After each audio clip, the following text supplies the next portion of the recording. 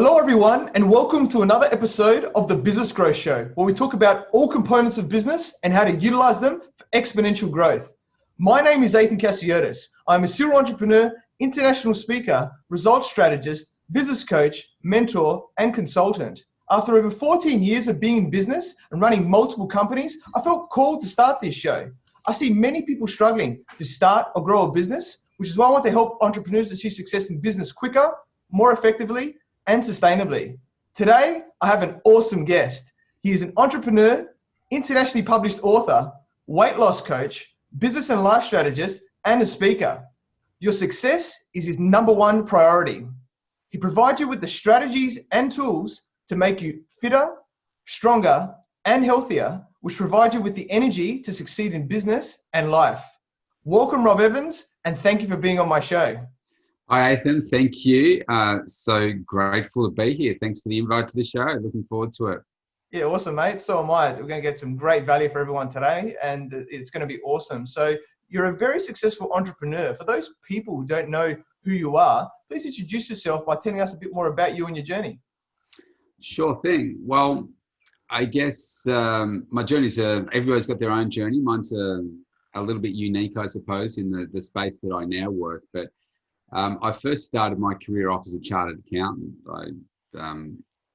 I come from a place called Bendigo in central Victoria and lived most of my life there. And I always wanted to come to Melbourne to become a chartered accountant.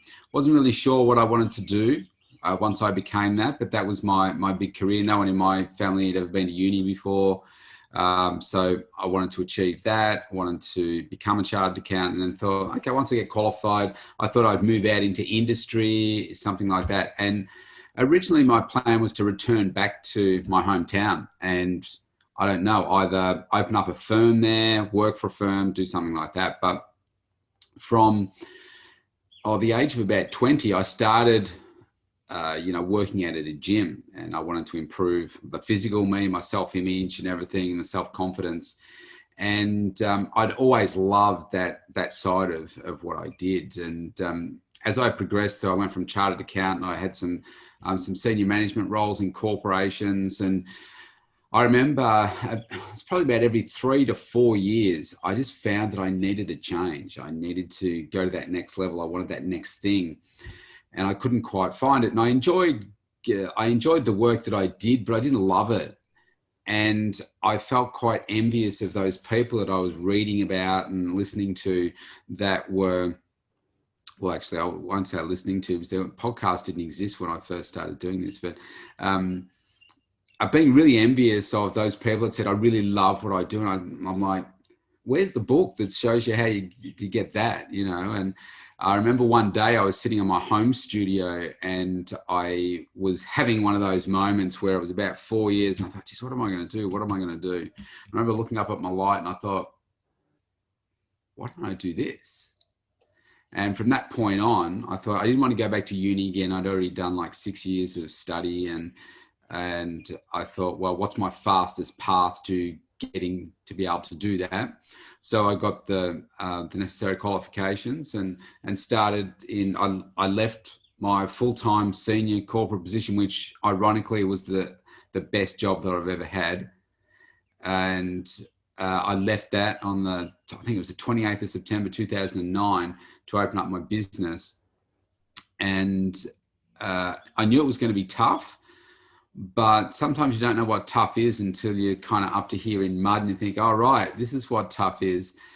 But my boss, who was probably the best person I've ever worked with, he said to me before I left, he said, Rob, I've never known anyone to fail that has been following that has followed the passion, followed their passion. And I thought, wow, I've always remembered that. And so I thought that's so true, because if it is truly what, comes from within here, you'll find a way no matter what it is. And so, yeah, for the last 12 years, I've been running my own health, fitness, nutrition business. I've done business, like some business coaching of fitness businesses and other businesses as well, to just share my experiences. And so I guess I see that I bring kind of a level of professionalism and and a completely different outlook to the health and fitness industry, because even though COVID has had a massive impact on decimating the industry and a lot of people have left it, a lot of the industry are young kids that are coming out of high school, see it as an easy way to make money because of whatever it is that they hear, and they don't really know how to run a business, and they don't bring that edge that I do. So I guess that in a snapshot brings me to now and writing the book and doing all those things we'll probably talk about. But that's a snapshot. Yeah, awesome, mate. That's an amazing snapshot, and it's interesting how we sort of originally go on a journey and we get into something that may not necessarily be what we want to get into, but we're all young and 18 at the time and don't really know, and then we find out what we're really passionate about. And it's really awesome that you took that step and you've been doing it for a long time. And yeah, completely agree that when you've got that passion, that thing, you do find a way, and that's building that resilience and that sort of do whatever it takes attitude in that, and in that way, health and fitness and nutrition is really important in everything that we do, and especially in regards to business success. So how important do you think it is, and in terms of that respect? I think it's the number one. I mean, even when I was in my corporate job and I was so passionate about what I had done, but then towards the end, obviously I knew where I was headed. And, I ran a team called the Business Improvement Team. We're responsible for 600 people to basically improve, train, all that kind of stuff. And I could see that the reason that people were performing the way that they were performing was because they had poor health. And I think it's like this. I love studying successful people around the world, from people like Richard Branson to Jeff Bezos to Olympic gold athletes, to understand what are those common threads that fit throughout. And when you listen to really successful people, they all say they look after their health, they look after making sure that they exercise, making sure that they eat. The mindset is so powerful in determining what it is that we do. And when you do that consistently, you get better outcomes. And for me, it's my highest value in life. It's very much like the oxygen mask in the plane. Who do you put it on first? Who do you put it on yourself first before anyone else? First aid, who's more important, you or the casualty? Well, it's you others then the casualty, because of if you're stuffed, well, nothing, you can't help with anything. And I think when I'm coaching people, a lot of people normally go something like this: either work, family, something like that, family, work, all these other things, health. It's right down here. I said, okay, so this is why you are where you are and why you've always been here. You've got to move this right up to the top. And it's not about letting other people starve or being completely selfish or anything like that, but you've got to make sure that you put yourself at the highest priority, and your health is your highest focus. Forget the money. If you're dead, there's no money. If you've got all the money and you've got no health, you look at Kerry Packer. I think he's a good example. All this money, the richest person in Australia at the time, and he ended up passing away because he had really poor health. I'm sure he would have given away all his wealth to have the health. So, yeah, I think it's a number one priority. Should be the number one priority for everybody. Definitely, and it's very high, if not the number one on my list of what I focus on as well. And I think for a lot of people, they don't really know what true health is as well, because of the way that society is and the way that we're conditioned with, fast foods and just, not really knowing that. And I think once you sort of get educated in that area, and whether, that's from, coaches and mentors and things like yourself, or other means of just initially researching even as a start, and then you start to try things. I know with myself, when I started to do things, and it was like a gradual thing. I started to implement one thing. I go, okay, that makes a difference, and then implement another thing, and then you get to the point where you're like I feel amazing. And And then what the really interesting thing is when you get to that point, when you don't do it and you do something against it, you really feel it. And you're like, wow, now what I'm doing is right and that I shouldn't be doing these other things. And it's about that awareness. And I think that's the real challenge, on that. You don't know what you don't know is what I say to people. And you're exactly right.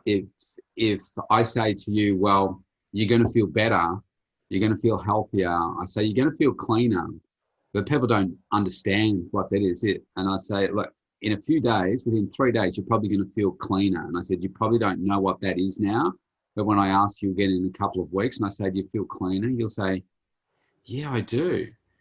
Because you don't know. It's like saying, I'll give you more energy. And people will be like, well, no, I think I've got enough energy. But you don't know that you've been running like you have been running for so long. And if you're putting, I don't know, look at your food like your fuel. You can't put in your normal unleaded petrol into a Formula One car and expect to get the same result as the high performance fuel. And this is the same thing. If you're feeding yourself with processed food, or you're not giving yourself the right nutrients, you're filling yourself with a lot of, sugar and fats and excessive those things, and not enough of the right sorts of elements, then you are definitely going to feel sluggish. And a lot of the time, this is the trap for business people. So on my podcast series recently, I did one called, don't mistake adrenaline for energy. And entrepreneurs can very much be on, okay, I've got another deal, I've got a sale, I've got this next big thing happening. And you get this rush, but it's not real energy, it's really adrenaline.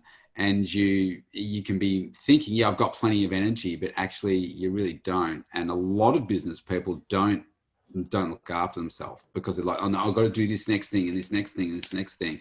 And they survive off energy drinks or, the not a completely balanced way of living. And they're surviving on that adrenaline and just confusing themselves or convincing themselves that it's actually real energy and they're actually healthy. But the reality is they're not really in that position at all.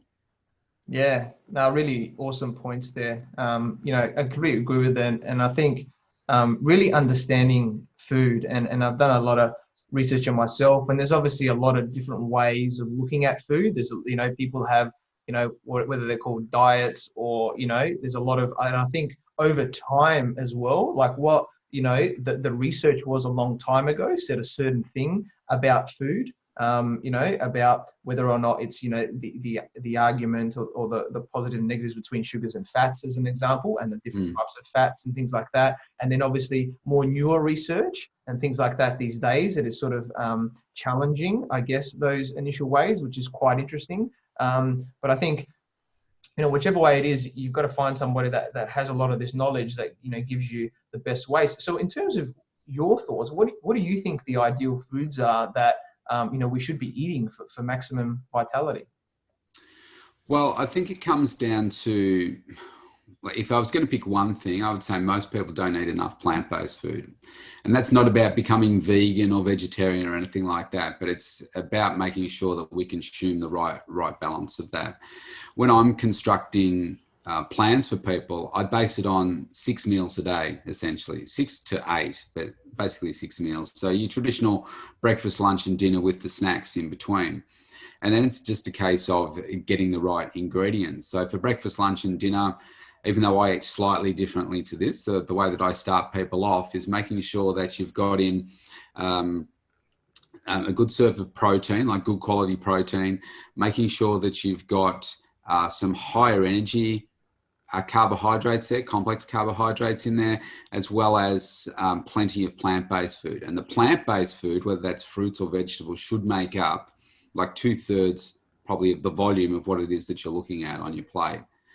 And if you, like most people, pull apart their typical eating, and they're like a typical Aussie type of breakfast would be like a breakfast cereal, a toast, coffee, or nothing. Or a banana, something like that. Morning tea's either nothing, or it might be something sweet like a muffin or, something like that. lunchtime, often people will go out and they'll buy something like sushi or a wrap or, a bread roll or something like that. And then so if you pull apart some of these, well, actually, let me keep going. Afternoon tea is either nothing, might be a piece of fruit, might be a chocolate bar or, something like that.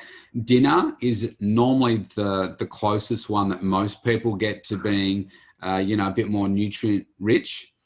And unless a lot of people also do the, like pasta or heavy bases like that with very light on in plant-based food. And then in the evening, it might be alcohol, it might be ice cream, it might be chocolate or whatever. And, when you put it all out like that, and then if you analyze it all, a lot of that's pretty low nutrient value. So the thing that's missing, like protein, most people are fairly protein poor and getting your protein from good sources. So like it might be eggs, egg whites. It could be, your chicken, tuna, your lean cuts of meat. When it comes to your higher energy food, this is where most people overdo it. And so if it's like breads and that kind of stuff, the only high energy food that I personally eat is brown rice and natural muesli sometimes. I find the other ones they don't really agree with me too well. And, but it's about getting measured portions. Like I have half a cup of, say, cooked brown rice. That's it. With my other ingredients, but that's it. Most people might have two cups of stuff, or pasta. It's this massive plate of pasta, and not really great. And so then when it comes to our plant-based food, if you think about your plate, and if 2/3 of that is really got to be plant-based food, most people don't do that. And you think about your lunchtime, where if it's a roll or something, well, most of it is the high energy carbohydrates, very little plant-based food in there, a bit of protein, but most of it is the high energy stuff. And if we introduce more plant-based food, the power of this in your digestive system is obviously there's a lot of fiber in it, but it fires up your metabolism. So most people's metabolism are going like this. Every time you eat, it gives you an opportunity to fire up your metabolism. Eat plant-based food, more of it. It sits in your stomach. Think about it like this. Crunchy, say raw food like carrots, salads, all that kind of stuff, sits in your stomach. Your stomach says, man, I've got to work pretty hard to now digest this, take up the nutrients and eliminate the waste. That's what we call a metabolic boost. If you say a processed food, well, it's already been pretty processed. So when it gets into your stomach, it doesn't have to do much apart from kind of pass through you. So you don't get that extra metabolic boost, but you do take up the extra fat, the sodium, all that kind of stuff. So you take up all the bad stuff, and your metabolism is slowing. So it's kind of a triple whammy from that perspective. So I think when it comes to your plant-based food, I say pick at least 3 colors. Okay, the more colorful it is, the more nutrients, antioxidants that are in it. Don't overcook it, like steam it, microwave it, whatever. Try not to boil it, and keep it sort of firm. And that crunchiness gives you that extra metabolic boost as well. So most people could really just do with broadening the arrangement of food that they eat. And like seriously, when I get people to write down everything they eat for a day, and you look at it and you think, man, there's nothing good in that. I had a guy that just before COVID, he started working with me, and for breakfast, nothing. Now, this is a guy that works a very physical job. Breakfast, nothing, maybe an energy drink. Morning tea, he would have, how you get from the supermarket or the bakery, like those cheese and bacon rolls, like where it's on top and melted. Yeah. He'd have one of those, 1 or 2 of those, plus some donuts. For lunch, he'd do the same thing. He'd have like a chocolate milk or, an energy drink or something like that. He's having 2 to 3 energy drinks a day. When he came home from dinner, maybe toast. For dinner, he would have, say, like crumbed fish with chips, and then he'd have ice cream. Right. Now, like the nutrient value through all of that is like it's just sugar and manufactured stuff. And he wondered why he was, feeling pretty crappy and he was putting on weight. So in 2 weeks, he lost 6 kilos just by, he cut out the energy drinks. He didn't get right on the meal plan, like the 6 meals that I do, but he was doing about 4 to 5 of them and just making them healthier choices. And the big change that it made for him, and he was feeling cleaner and he was feeling more energized just by some simple changes. Now, he's probably an extreme case of, the poor end of eating, but so many people, fall into that position of just eating fast food or quick and easy solutions and, those calorie dense foods that really don't serve us very well. Yeah, that's a lot of amazing points there, Rob. And I think, for me, I completely agree. Like I eat a lot of plant-based stuff, and growing up in a Greek family, I used to eat a lot of meat and things growing up, and now I don't eat as much of it. I still eat it from time to time, but I eat more of like a pescatarian type diet myself. That's what agrees with me, and I think everybody's a little bit different. But like, what I try and do is always I have like a big salad, like a decent salad for lunch. And I think that's a really easy way of getting a lot of different plant-based stuff. And even there, and also using plant-based proteins, like for myself, like a lot of hemp seed, they're different seeds, right? Like hemp seeds and pumpkin seeds, chia seeds and other things, whether or not it's beans or other things, and there's plus or minuses of what agrees with people, what people like in there. And I find that, it really helps me to give me that energy and give me that, and then that way, if in another meal you're going to have a little bit more of, the protein, like if you got a piece of fish or whatever it is that you have, with the veggies, then, it sort of balances out in that way. But yeah, completely agree with doing all of that. Some really amazing points. And then, from when you do that, it also then helps, with the exercise point of view, right? Because it allows you to give you that energy. Not does it only, speed up your metabolism, but it gives you the energy to then want to, obviously, have a lot of performance, be really awesome in your business and life, but then actually have the energy to want to work out as well. That's right. Yeah, really important. Yeah, I think one of the things that I would like to see happen in schools more is there's probably 3 things that I think should be made compulsory in schools. And one's about finances, teaching kids how to manage money from an early age and set themselves up for retirement. Communication, I think, is another one, because we don't know how to communicate effectively, and that affects us throughout life, especially communicating with ourselves. And then it's on the nutrition health side of it. I mean, they'll throw in, some food and exercise stuff as part of PE, but basically you're just out there playing sport, so that we really can teach people how to eat properly and how to exercise properly. So I got my cat in the background there. It's in a crazy mood. So good. Because people just don't have the knowledge. They don't understand. So we talk about coaching and business coaching, and like everybody needs coaching. And this is one particular area where most people, women are much better at it, but most people think that, well, I don't need any coaching to tell me how to eat and do those things. But actually you do, because you've been doing the wrong thing for so long. And if you want that competitive edge in yourself, then you can do it without developing more skills sometimes. So I work with some high performance teams, and I say to them, look, I watch your competitors, and I watch you, because a lot of them are, like teens, early 20s and that kind of stuff. And I say, have a look what they're eating. And I said, you can shift from eating that to eating this, and you will get a 10 to 20% edge over your competitor. Why? Because of energy, because these are long days, and you watch how they die towards the later part of the day, and concentration, things like the difference between this and this could be a goal in some of the sports that they're playing because they're so fast.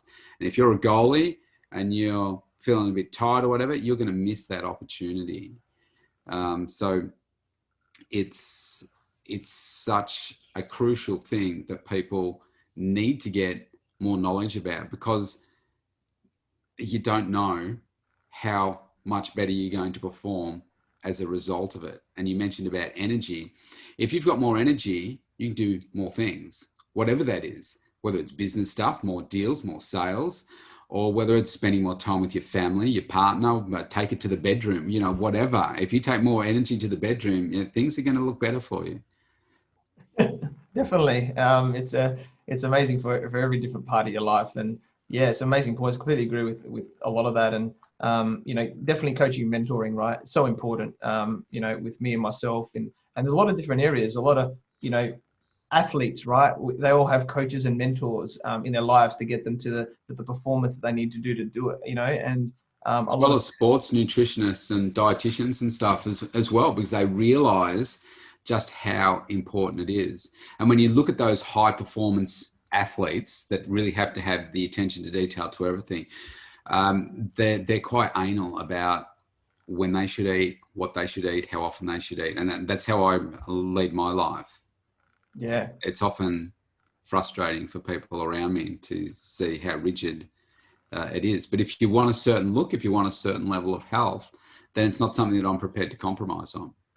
Yeah, I completely agree. And you've got to really have that value in yourself and stick to it. And you see the results. It's pretty simple. And I think with me, from my research, is like I've played a lot of sport myself. You know, I played a lot of soccer and tennis and won a lot of championships and things like that. And, you know, one thing I read and I found worked for me is that, you know, you don't want to eat too close to a game, but you don't want to eat too far away at the same time, right? There's like a little bit of a sweet spot. And from my knowledge, I don't know if it's completely correct from what I've researched, is about 3 hours before you work out, in terms of like a big intense, like when I was playing a soccer game or something, right, is a good time to have something to eat, for me, as in a decent meal, like that. And then that way it was enough that it was digested, but not enough that I was like hungry again, that I was needing energy. And obviously what you eat in those times as well, right? Before, you know, I think before working out, after working out as well, there's a lot of key things like that as well that,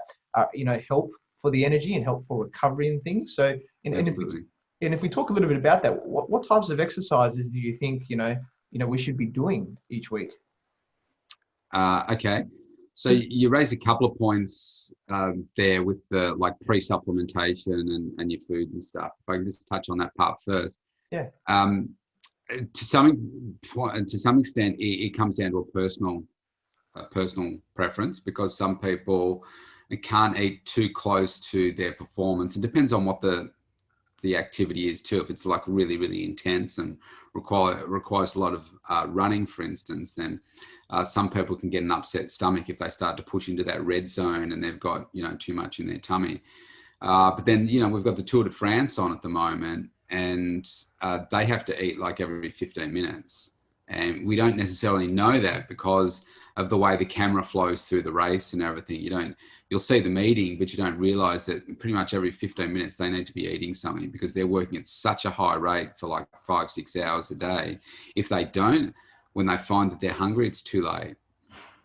So it's very much sport related, and you know how you feel as well, because there's some cyclists that they can only take on a liquid stuff, for instance, like the gels and all that kind of stuff, which I think are a bit sickening.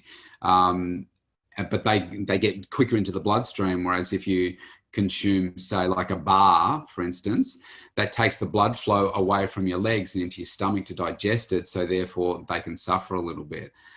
So it's trying to get that balance kind of right. For me personally, for what I do for my workouts, so if I'm doing a strength or an intense cardio workout, I will eat about an hour beforehand, but then I will supplement just as I'm walking in the door to do the exercise. So that's normally like a bit of Gatorade, something like that, with some protein powder. Shake it up and drink about 200 mils of it. Do my workout, do the same thing straight after. And then within 15 minutes, I'll be eating a hard meal, which has got my high energy food in there. So like my rice, it's got my meat in there as well. It's got plenty of vegetable, at least 3 cups of vegetables in there as well. And that's what I will do then. So you've got this 3-hour type window from the time you start exercising to the end of it. This is how I do it, where I have 4 meals. Okay, so pre, post, and then 2 hard meals, about an hour apart. That requires quite a bit of concentrated effort to get that much food in over that period of time. But the science is pretty clear for high performance and how you get the best results from that take up. When it comes to the exercises, I think most people don't do enough strength exercise. So the strength exercise, whether you're lifting weights in the gym or you're using body weighted exercises, that's what's necessary if you want to change your body. Like if you want to physically change the shape of your body, the look of your body, you want to get that toned look. And a lot of women think, oh, if I lift weights, I'm going to get big and bulky and look like a man. Well, that's only going to happen if you're taking probably steroids or something like that, where you get that really masculine look. It's so incredibly hard to, develop big muscles that it doesn't just happen. So what is going to happen for most women is that they're going to get toned, they're going to slim down, and they're going to get that sexy kind of look that they want. But from my observations, most people just do the cardio. They'll go out and go for a run, or they'll do, they'll come into the gym and they'll do a few weights, but they're mainly doing cardio exercises as opposed to getting in the gym and lifting some serious weights and getting the right sort of program for you, a structured program for you, because everyone's different. You might absolutely love the gym and love getting in there and doing like a 30 to 90 minute workout 4 times a week. You might love that. Another person might absolutely hate it and can only tolerate a 10-minute workout. And they don't want to step into a gym because they don't want people looking at them and that kind of stuff. So I think generally speaking, strength training is your ticket to your fountain of youth. It's what you should be doing till the day you die. Our elderly should be doing strength training. They should be learning how to do deadlifts and all that kind of stuff. And you think, why would they need to do a deadlift? Because it's a very functional movement. They're bending down and picking stuff up off the floor. And most elderly, if you think about an elderly, like 80, 90-year-old person, they're normally frail because the muscles are atrophying. They're just wasting away. But what we should be doing is strengthening them so that if they do trip and they go to fall, they can catch themselves and they got the strength to stop that. Whereas now what happens is they trip and they fall, they break something. And often that's the start of the end of life because they lose their independence and everything. And it's really not a very nice thing. So strength training is your ticket to getting the body you want, the health you want. And you can't replicate that feeling through your body that strength training gives you. Yeah, no, that's really awesome. And I think, like you said, the key points are that everybody is a little bit different. Everybody likes different things and has different commitments and things. And that's where someone like yourself can come in and really tailor something to them, which is really awesome. And, for the people, I guess it's interesting now with COVID and lockdowns and things like that it's a bit more difficult to get into gyms, or people are a little bit more hesitant to that. Mm. So for people that are wanting to do the strength training at, like, say, home or somewhere close by, and even you got to take weather into consideration maybe sometimes as well, what are some of the things that people can do that, is a bit more in their control in that way? Yeah, so I do. Well, so like here in Victoria, we've been locked down for heading into 6 months now. That gyms have been shut. It's ridiculous. And we still have no end in sight as to when they can open up again. So my studio here, I don't know if I'll even be able to have people back here this year in the studio. That's how uncertain it is. So I set up a lot of people with programs that they can just do at home. And you can either use no equipment, or if you want the cheapest, most flexible piece of equipment that you can get and travel anywhere in the world with, it's a resistance band. I not the flat ones, but like a tube. And I prefer the ones without the handles, to be honest, because the handles can fail. And that gives you just so much extra versatility. But like a program that I would give somebody that is, really doesn't want to go to the gym, thinks that they might be able to handle maybe a 10 to 20, maximum 30-minute workout, I give them 4 exercises to start with. And the first one is like a crunch, not a full sit-up, but like a crunch, which is like lying on your back and, like crunching up like that. So it works the abdominals. I get people to do push-ups, which you can start on your knees doing push-ups, or if that's too hard, do them against a bench or something. And again, that's working the chest. I get people to do some squats.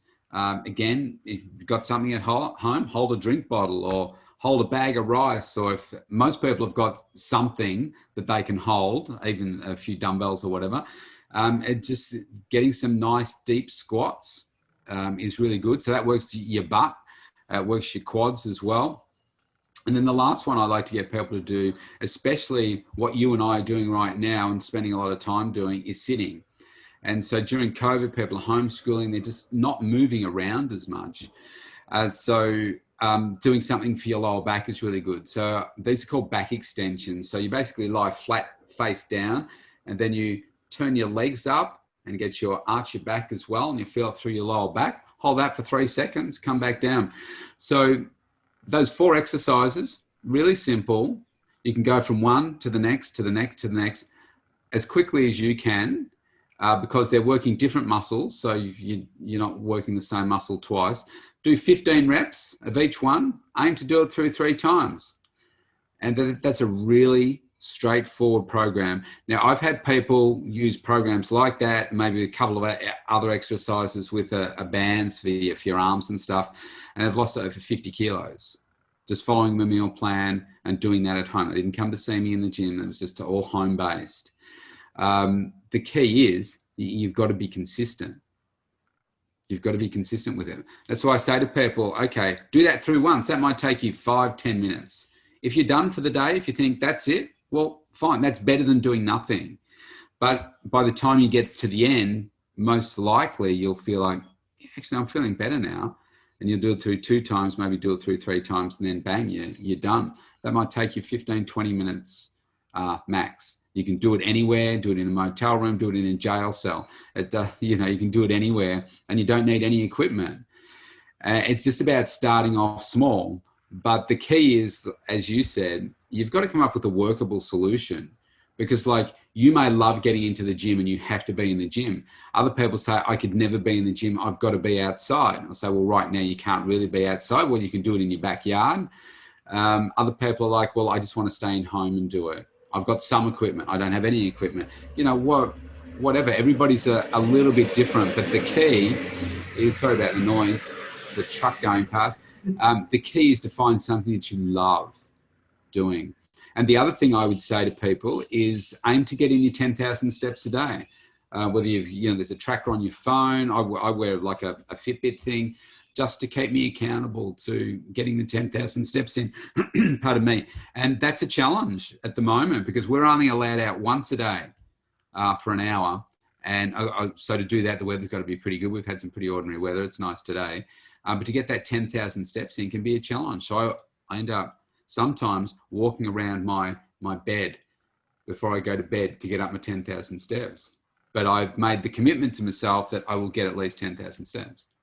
Yeah, I love that. So many awesome points. And I do some of those things, but I think that really simplifies it for a lot of people on somewhere where to start. And then, if they really want to take their energy to the next level, to speak to somebody. I think many people overcomplicate it, and they make it think like, oh, it's this great big thing. I've got to join a gym. I've got to go and be ogled, particularly women. I've got to be going, I'm going to be ogled by people. Like the gym where I used to train, like I've got my own studio here, but I like to get out and, just to get away and train. And the ladies' gym was right in the back of this place. It's a big facility. So any lady that was overweight would have to walk through the entire gym to get to the back, which is really, really uncomfortable, especially if, you're not comfortable in your own size and skin and stuff. So a lot of people that puts them off going to that environment, and they think, oh, well, I won't even bother. So what they do, they just run. They'll get a treadmill or something to run on it at home, or they'll just go out and walk or run. But that only does so much. You've got to do the strength training to really fire up the metabolism more and change the shape, because let's face it, most people want to change their shape and they think cardio is going to do it, but it's not. It's part of it, but your strength training is more powerful. Yeah, no, that's really awesome. So thanks for that. That words of wisdom and that knowledge really help. All of us to get those initial steps, depending on whatever our journey is. And I think one other part of that I see is valuable, and it's probably a little bit different for everybody, is supplements as well, right? And like a simple one is obviously protein powders, but there's obviously other supplements as well that because and the way I look at it is it can help us in areas that we're deficient, right, on things. And so I'd like to hear a little bit on your thoughts about supplements and what you think some key ones are maybe that we should look into. Yeah, good question. So supplements are really, really important. When I first started out my journey, I didn't even take any protein powder, but because of I think over the years, I've just chosen to raise my standard of fitness and what I want for my body and my health. I've just stepped it up each year, and this year's particularly focused. Supplementation is just that, a supplement to your food. Unfortunately, a lot of people use the supplement to fill big voids that they have in their diet, and they're feeling bad, or they're feeling tired, or cold and flu season, and they're like, oh, I better take vitamin C. I don't get sick because of the quality food that I'm eating. Supplementation is really important. It's kind of like your insurance. And where was the big eye opener for me on that was I felt that, I guess kind of arrogantly, that I lived my level of health. Say if most people are here, I live mine up here because of the volume of plant-based food that I was eating and that kind of stuff. And then I was introduced to the isogenics products by Olympic gold medalist Kerry Pothast. And after about 3 weeks of taking the supplements, I noticed that I started to really feel different. And I thought, this is really weird because it's the only thing that I've changed. I changed those supplements. So what it made me realize was we really have no idea what nutrient value is in the plant-based food that we're eating. Like a carrot today is not a carrot that we were eating when I was a kid. It doesn't have the same nutrient value in it. And that's because of all kinds of things like, genetically modified foods, the soil, how they've changed the seeds, all that kind of stuff. We just don't have the same nutrient value, and we don't know. So your supplements are kind of like this insurance thing. So there are supplements that I take every day. The biggest one that I take is probably fish oil. So your omega-3, we are very high in omega-6 especially our Western diets, but we are very deficient in omega-3. So omega-3 fats, your essential fatty acids and oils, come from things like your fish, your nuts and seeds and so forth. Really important for your immunity. So really powerful right now with COVID. Good for your brain function and good for inflammation as well. Really, really powerful.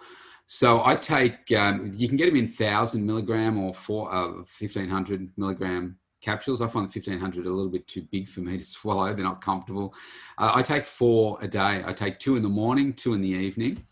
Now, having said that, don't just go out and take what I'm talking about just because I've said it.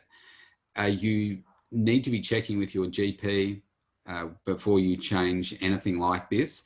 And particularly with fish oil, because it has a blood thinning element to it. And now if you're already on a blood thinning medication like warfarin in Australia or something like that, or aspirin, then this can have a detrimental impact. So you must check with your GP.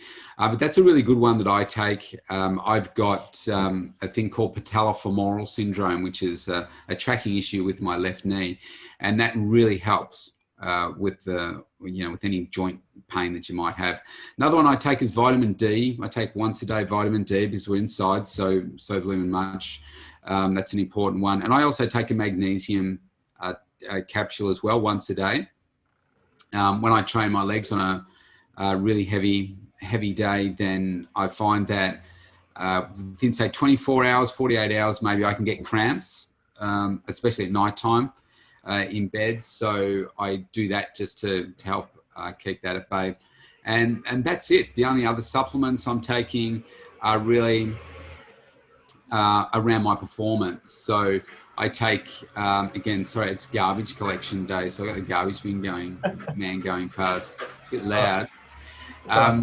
I take a good quality protein powder. So I use the Isogenics protein powders. And I take some pre and post performance supplementation. Again, Isogenic stuff that really just give me a massive edge for my workouts. One of them, it's got caffeine and creatine in it, and it's just like, boom, you take it 30 minutes before your workout, and you can really feel it. You can actually feel it going through your body during a workout. It's really powerful. So there's some supplements around that, around performance that I take, and I take it's not Gatorade, but it's called Hydrate. Again, it's an Isogenics one that it's got less sugar in it that I use as well, just to help with hydration.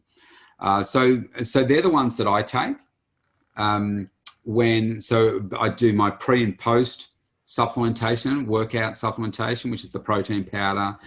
And I have a smoothie, which is my next meal, actually, once I've finished here, which is a frozen fruit, protein powder, water, chia seeds. And then my protein powder is just around my workouts. That's the only other time I use it. And that's pretty much it. So it might sound like a lot to somebody that is, just starting out in this. My tip to everybody is fish oil, because it helps your immunity and your brain function. Most people are pretty low in vitamin D as well. They'd be the staples that I would use. The protein powder, the good quality ones, are really important to just help you get some extra protein into your eating plan.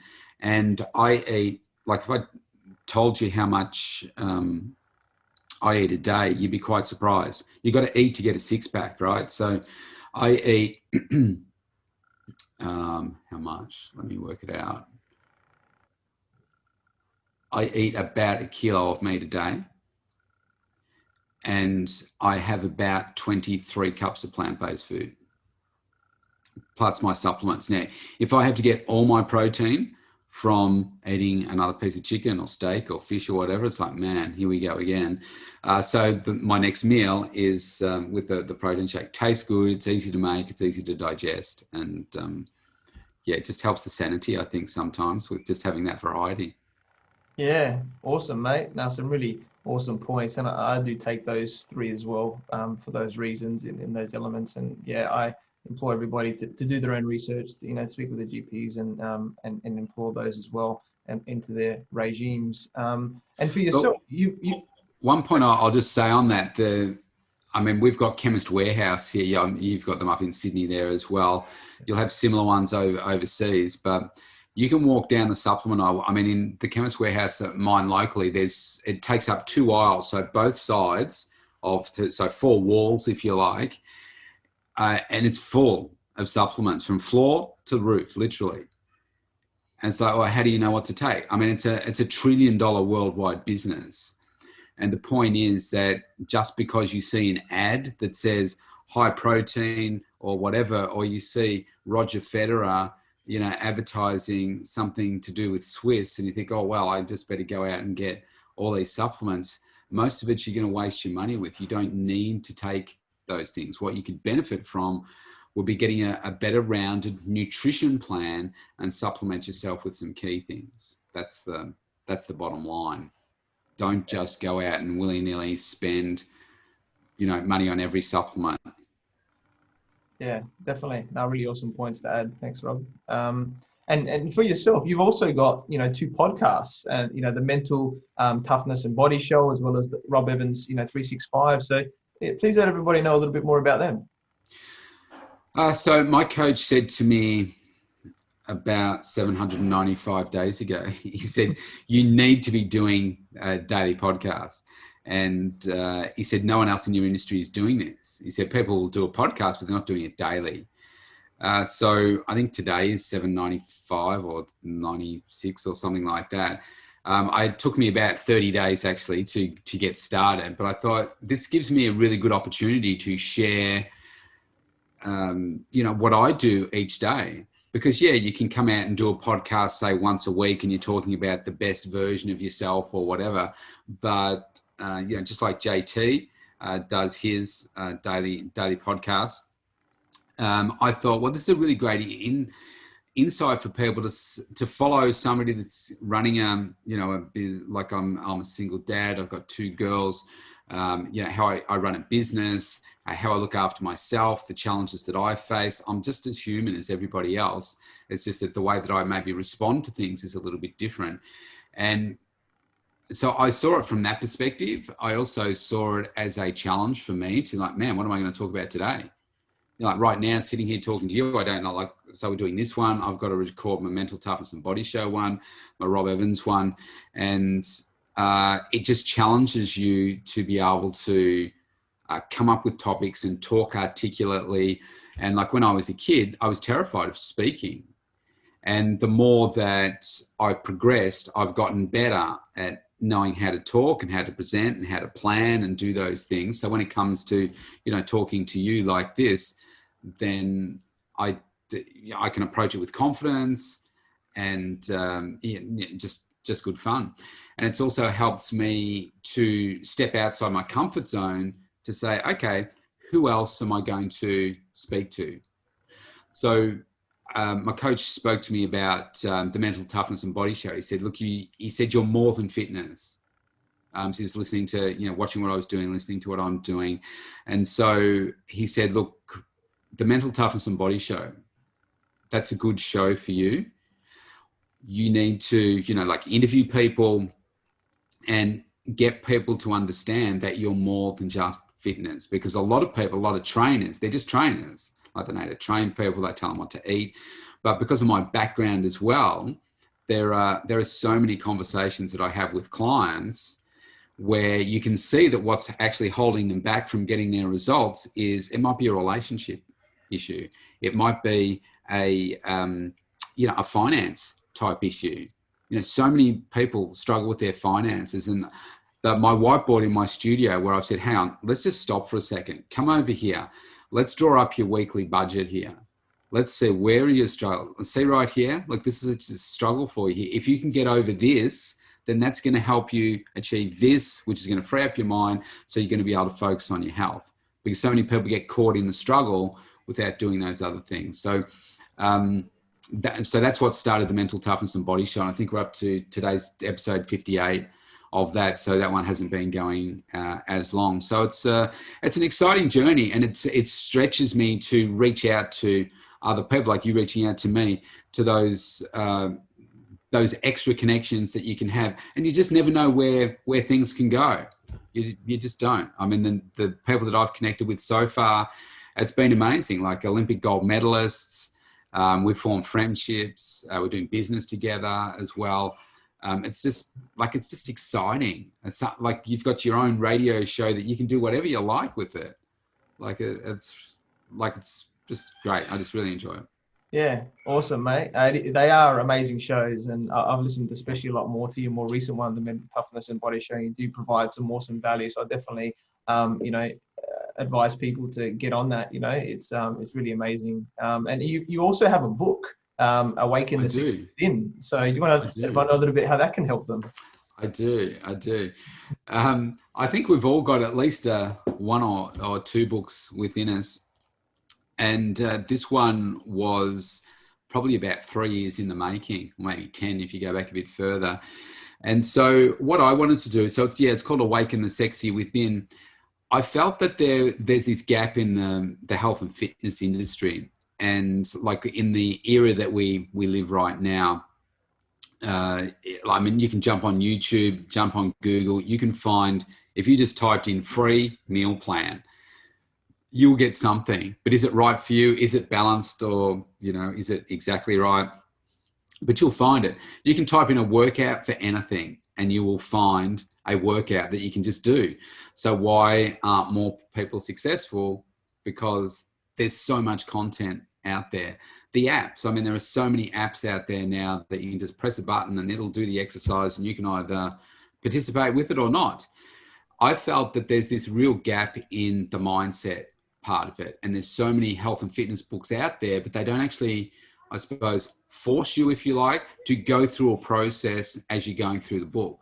So I created this like a workbook. So there's 43 steps that you have to go through.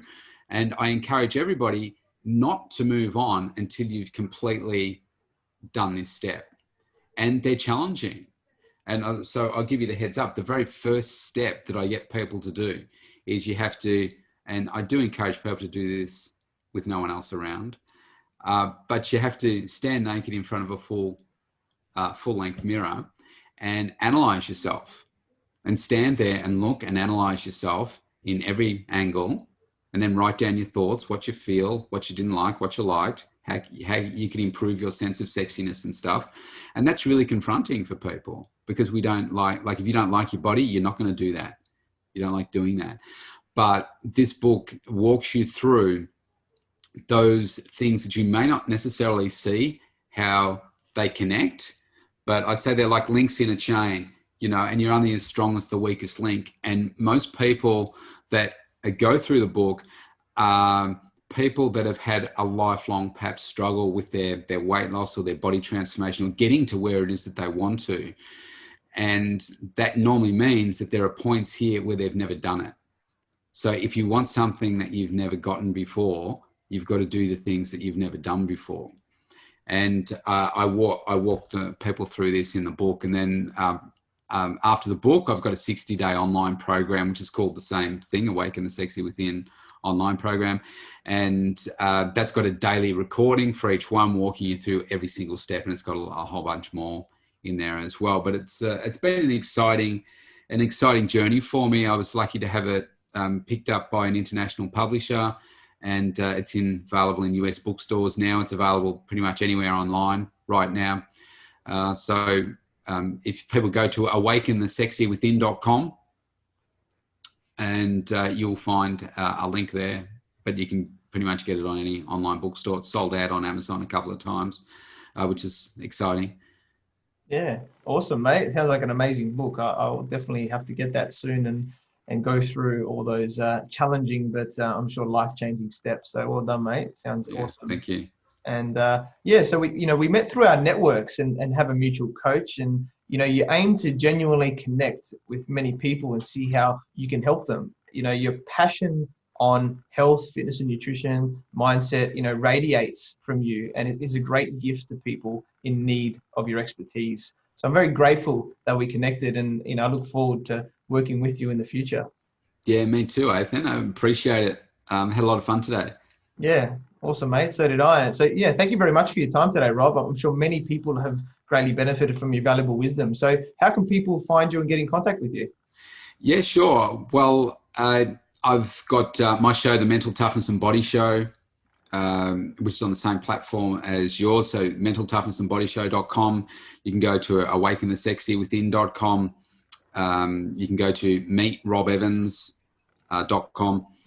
There's a whole range of different ways that you can get them. You can find me as Robb Evans on Facebook, send me a message that way. And love to connect with more people, love to have conversations. And I give a free consultation to everybody. So you can get that on any of those sites that I just said. And whether it's from working at a home, like a home program for you, any free tips that I can give you. You might want to have a detailed meal plan, or just to get a bit of an idea of where you're going wrong right now. And, love to have a conversation and help improve things for you. Yeah, awesome, Rob. You've definitely got a lot of value to give. So love it. So yeah, thank you everyone for watching and listening to this show, where we talk about everything on business growth. You can find me on Facebook, LinkedIn, and Instagram as Athin Cassiotis, or visit my website, athincassiotis.com. I completely agree with you, or do I? The only way you will know is if you tune in next time. So until next time, remember that our business grows when we learn skills and take action using them in spite of fear. Have a great day.